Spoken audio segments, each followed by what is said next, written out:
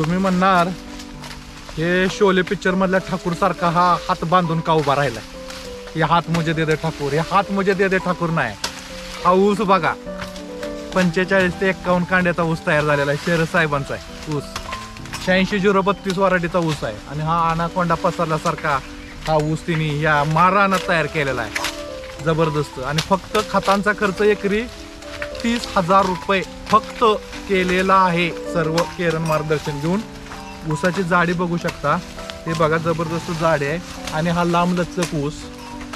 फक्त एकरी 30,000 रुपये खतांचा खर्च आहे. लाखो रुपये खर्च करून हा ऊस आणलेला नाही.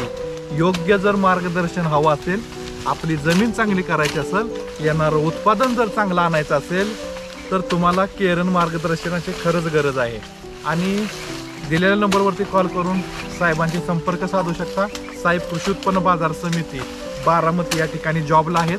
योग्य गाईडलाईन मिळेल, योग्य मार्गदर्शन मिळेल आणि आपली जमीन चांगली करून येणारं उत्पादन चांगलं मिळेल. साहेब तुमचं पूर्ण नाव सांगा साहेब. शरद रामभाऊ भोसले. किती पेऱ्यावरती ऊस आणला तुम्ही? जवळजवळ 45-47 पेऱ्यावरती. हा, आणि बघितलं तर हा बघा असा लांब लचक ऊस आहे. हो, हे बघा मागं सरकून बघू शकता साहेब, हा ऊस आहे. हा 3 ते 4 तुकडं करायला लागतात आणि हे इतका जड ऊस आहे साहेब.